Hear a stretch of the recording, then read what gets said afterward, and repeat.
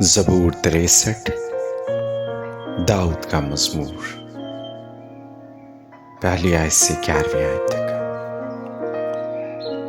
اے خدا، تو میرا خدا ہے، میں دل سے تیرا طالب ہوں گا۔ خشک اور پیاسی زمین میں جہاں پانی نہیں، میری جان تیری پیاسی اور میرا جسم تیرا مشتاق ہے۔ اس طرح میں نے مقدس میں تجھ پر نگاہ کی تاکہ تیری قدرت اور حشمت کو دیکھوں، کیونکہ تیری شفقت زندگی سے بہتر ہے۔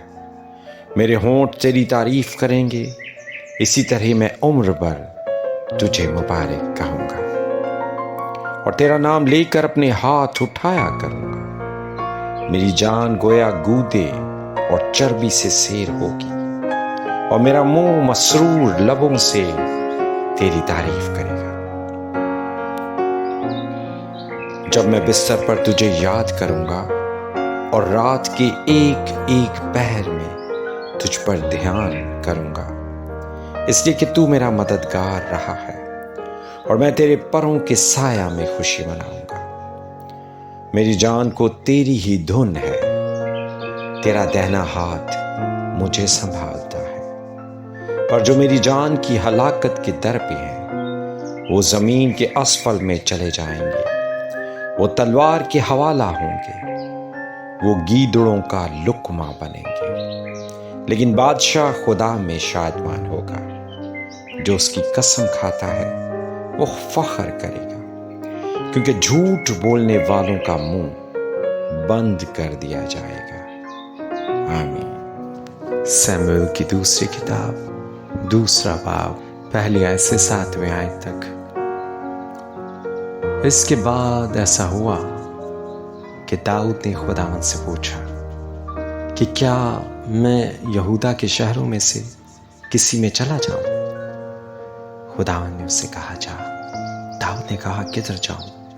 اس نے فرمایا حبرون کو۔ سو داؤد ماں اپنی دونوں بیویوں یزرعیلی اخینوئم اور کرملی نابال کی بیوی ابیجیل کے وہاں گیا،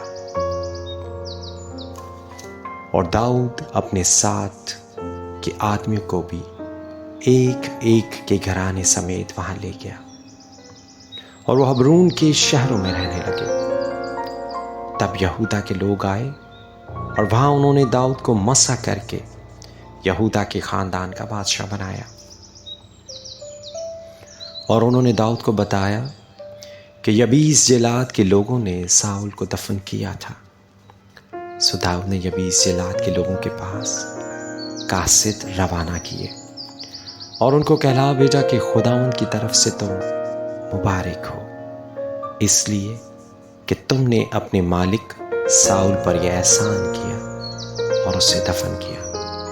سو خداوند تمہارے ساتھ رحمت اور سچائی کو عمل میں لائے، اور میں بھی تم کو اس نیکی کا بدلہ دوں گا، اس لیے کہ تم نے یہ کام کیا۔ پس تمہارے بازو قوی ہوں اور تم دلیر رہو، کیونکہ تمہارا مالک ساؤل مر گیا، اور یہودا کے گھرانے نے مسح کر کے مجھے اپنا بادشاہ بنایا ہے۔ آمین۔ یوحنا کی انجیل 16واں باب 25ویں آیت سے 33ویں آیت تک۔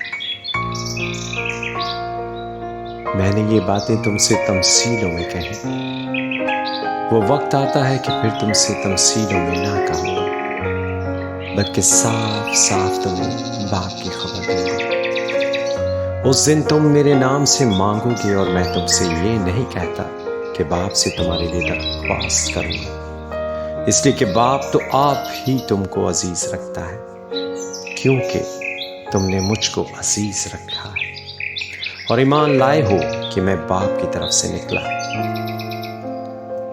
میں باپ سے نکلا اور دنیا میں آیا ہوں، پھر دنیا سے رخصت ہو کر باپ کے پاس جاتا ہوں۔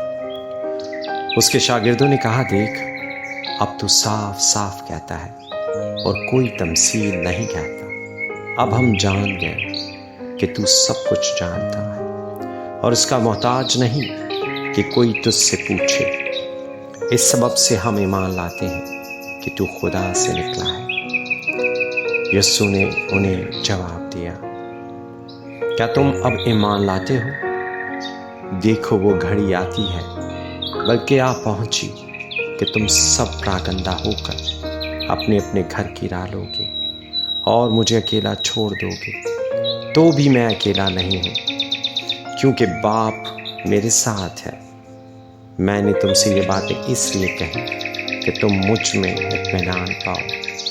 دنیا میں مصیبت اٹھاتے ہو، لیکن خاطر جمع رکھو، میں دنیا پر غالب آیا ہوں۔